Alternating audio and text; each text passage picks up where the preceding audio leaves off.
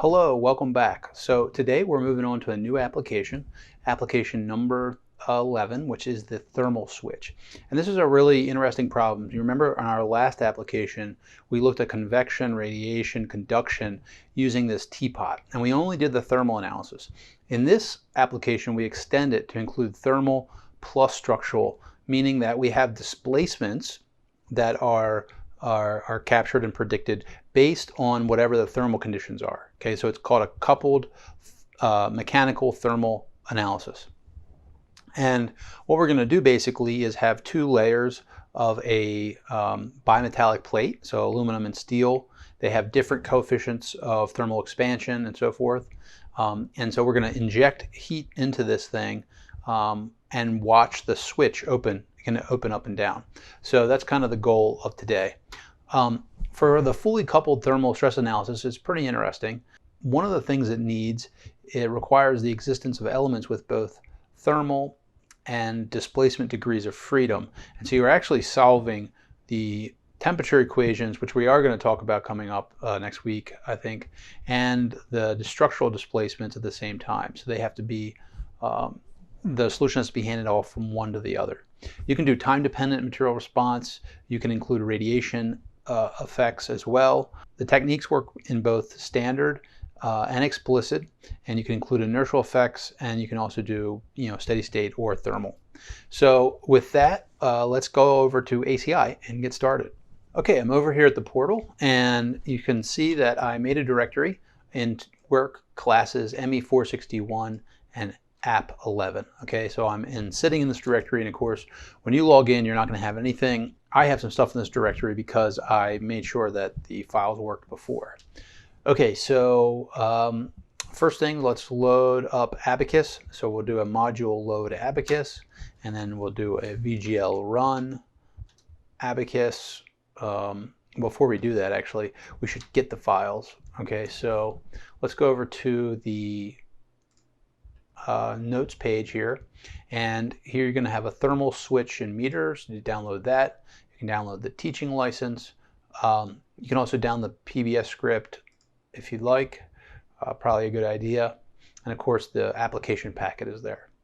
So now that we have those downloaded, let's go over to our back to our portal, and we actually need the file explorer. So we'll go to Files, Home Directory, navigate in there.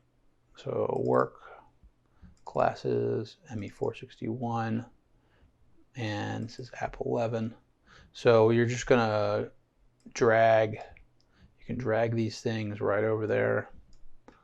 Okay, and of course I already have a lot of this stuff. Let's rename this. I need to rename this because it added the one. You probably don't need to do this, but you probably should rename this one. So I have this. Okay.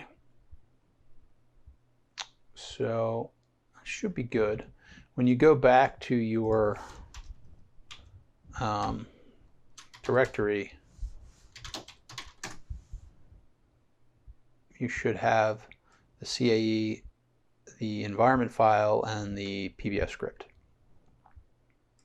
All right, so let's go now and load VGL run Abacus CAE ampersand.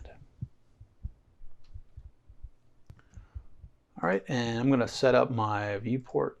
I like to set the graphics options, solid. Okay, and now we can open that file. You get a little comment about that it needs to be converted. You can say yes and say go ahead and convert the database. All right, so we have two parts. We actually have a bimetallic strip, so we're going to give each one of these parts or layers a different material property, and then we have a pin. Okay, so that's kind of when this is touching, the circuit is closed essentially. So we have those parts. We need to go into property and create our materials. Our first one we'll name steel, and we're going to give those properties. Let's see. So in this case, we're actually going to need density as well. So we're 7800, and we're going to need elasticity because we're doing the coupled problem. Okay, so there we're going to add 210 e to the 9, Poisson's ratio of 0.35. We'll go ahead and add our thermal conductivity, which is 20. And you see that next we'll add the specific heat, which is 486. And finally, we're going to add another mechanical component. If we go to elasticity, if we go to expansion, so this is the coefficient of linear thermal expansion that we want to add in there, and that's going to be 1.1 e to the -5. Say okay to that. All right, we needed one more material. We're going to do, this one is going to be aluminum. Go in there, density. We have 2700. Elasticity, Young's modulus of 70 e to the 9. Poisson's ratio of 0.33. We'll then add in the expansion, and this one is equal to 21 e to the -6. We need to add our thermal conductivity, which is equal to 143, and the specific heat equal to 795. All right, so there is our materials. We can then create two sections. So we'll do one is called steel, solid homogeneous, gets the steel material. Do another one, I'm going to call it aluminum, solid and homogeneous, gets those properties, and then we assign those sections to the part. So for the pin, we will just box select everything, say done. That's going to be steel. Go over to the bimetallic strip. And if you're oriented with your coordinate system like this, the top layer is going to be the steel. Okay, so we will select this, select the top layer, say done, say steel, and then the bottom layer will be aluminum. So there is our assembly. Everything is green. We can then go to the, there's our properties. We can now go to assembly and instance those things. And you notice it's kind of messed up there. So the pin is not aligned. So we actually need to align that with the bottom. So what we're going to do is first we're going to make a spot to move it. And this is just another trick. I mean, there's lots of ways you can do it. You can move it manually or whatever you want to do. I just did something quick here by making datum points. And so it's a pretty useful tool. What we're going to do is go here to create datum points, and we're going to do the datum point midway between 2 points. So we'll select this bottom one and that bottom one, and what happens is it goes right in the middle. Okay, so now you can actually use that as a selection. So we'll select that one and that one. There we have another one in the middle, and we're going to do one more here, and there. Okay, so then we're going to move the pin to be at that spot. Okay, so we can X out of that, and now we're going to transform. We are going to do a translate instance. So select the instance or select the pin, say done. It's going to say select the start point. So what I'm going to do is I'm going to select this very point at the crisscross of those lines, and then I'm going to turn it around using my middle mouse button. Oops. Oh, it's not rotating. There we go. Okay. I just want to grab this point. So if you can see that, it's over here. And there it moved it to the bottom. Okay, but we still need to rotate it. So what we'll do is we'll You have to make sure you say okay to this. So it says position of instance. All right, now we want to rotate. So we're going to rotate this instance again. It says enter the start point of the axis rotation. So there's a couple things you could do here. We want to rotate around the y-axis, as it turns out. So you could select the start point, this point, and that point. That'd be fine. Or you can just type a vector going in the y direction. So I'm going to start, the start point is 0, and then the end point is going to be 1. There we go. Okay. So angle of rotation 90 degrees, it's symmetric, so that's okay. And there we have the rotated. So we can say okay to that, but we notice that when we rotated it, moved it again. So we're going to have to translate it again. Select the instance to translate. We'll select the pin. Select the starting point. We'll select that same point again. Rotate it around, and then grab this datum point. And that looks good. Okay. So now we have positioned, kind of looks like a diving board, the pin in the right position. All right, the next step we can do is go ahead and create our steps. So we're going to go in here. We're going to create a total of, well, we'll have 4. Not counting the initial step, we'll have 3. The first one is an interference step where we work out all the contact issues that might be there between the pin and the bimetallic strip. And then we're going to have a heating step where we put heat in there, and then we'll have a cooling step. So the heating step, the switch should open, and the cooling step, the switch will close. So we'll start with a static general. We'll call this interference. Okay, and we're going to go with 1 second of time. We're going to turn the nonlinear geometry button on. By the way, it's really interesting. My entire 563, ME461-L32-S1, it's a graduate course called Nonlinear Fine Elements, is essentially based off this one toggle button. It's pretty crazy. But this allows you to do what's called finite kinematics. And if you're interested in fine elements, have enjoyed this class, you might enjoy my graduate level course. It's set up a very similar way. Okay, so we have NL geom incrementation. We're going to start with 0.01 as the initial increment size just to help it. And we say okay. Let's create another step. It's going to happen after this interference step, and that's going to be a coupled temperature displacement. This will be the heating, so we'll actually type heating up there. It's fine. And we're going to heat in 1 second, and we're going to be in the transient response. NL geom comes on as default, and the incrementation will start also at 0.01 as the initial increment size. And we're only going to allow 5 degrees per increment. All right, say okay. We'll then add one more step, and that's going to be the cooling step. Cooling. It's also going to be coupled temperature displacement. And this time period is going to be 20 seconds, so it's longer to cool down.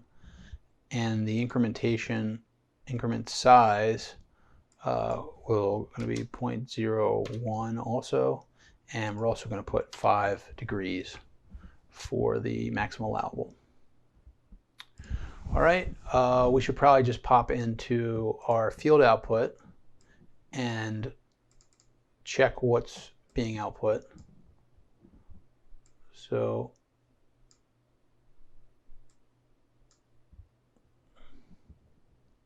should probably maybe do some temperature options. We'll do nodal temperature and element temperature. Probably be useful. And all this other stuff looks good. Say okay to that. Dismiss. The next step, we can go ahead and create our mesh. So we'll go in here, go by part, and we'll go with the global approximate size for the bimetallic strip of 0.001. Say okay, this is a pretty easy mesh to make. Say yes. And then the only thing we need to do here is set our element type. So select both those regions, and you want to make sure, you see it's the family is 3D stress. We actually want to make sure we come down to coupled temperature displacement and make sure we have the reduced integration on. So we're going to have, this is a element label type. So it's called the C3D8RT. You can see it's an 8-node thermally coupled brick. Tri-linear displacement and temperature, reduced integration, and hourglass control. So we can say OK to that, and then we'll go to our pin, and we will mesh this. You can just take the defaults here, go ahead and mesh it, and again set that element type to the temperature displacement. Okay, so now we're done with the meshing. Our next step would be to go to the interactions, and here we need to set some contact conditions. Let's start by adding just a normal sort of contact mechanical interface. So we'll go to create interaction, and we can go in the initial step, that's fine, and we're going to go with general contact standard, and we're going to go all with self, so we basically handle that contact problem. You notice that we need an interaction property, so we'll click on this little button like we have in the past, and we'll go, the type will be contact. We will select a tangential behavior with a penalty friction of 0.2. And we can also add something called normal behavior. You don't necessarily need to add this, but it just adds in sort of the pressure over closure type of contact that allows a little bit more control, but it probably actually isn't necessary. Say OK to that, and then select that interaction property here. Say OK. Now we're going to add a thermal interaction, and that will be due to the heat loss from the strip due to the convection with the external air. So we're going to have to set both of those. So to do this, we'll go over to our create interaction, and we're going to go with the cooling step, and we're going to go with surface film condition. Say continue. And it says select the surfaces. So what you want to actually do is select all the external surfaces. Okay.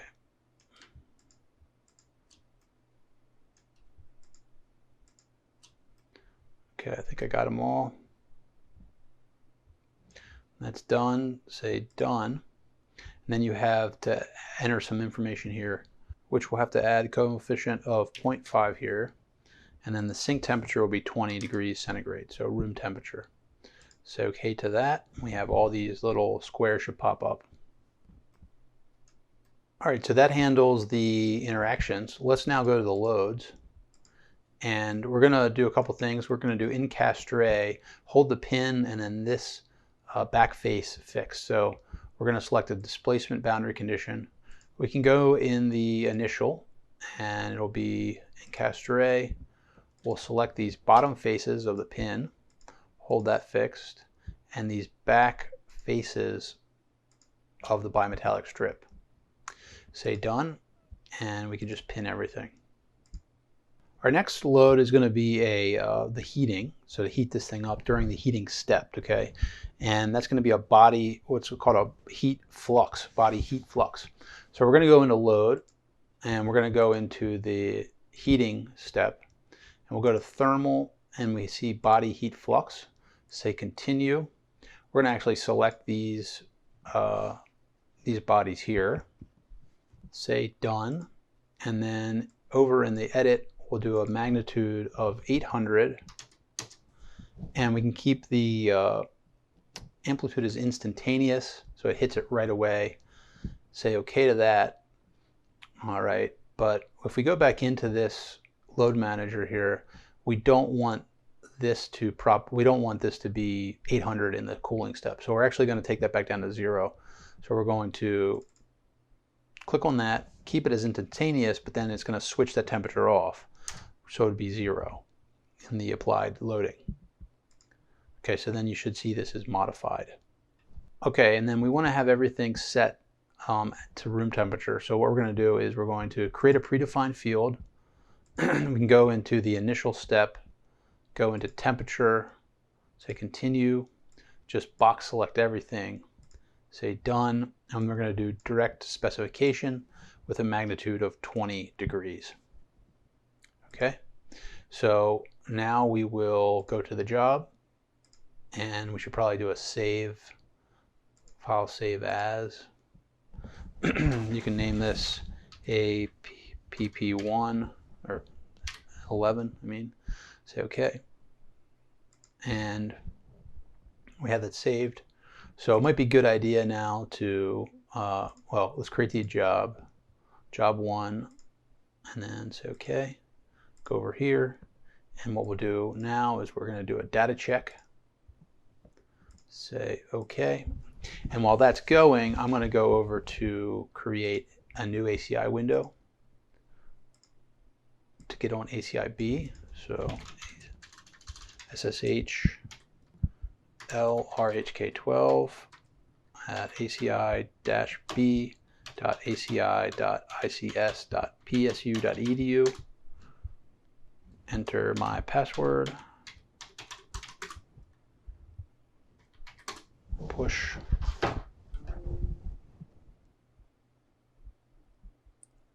Approve that.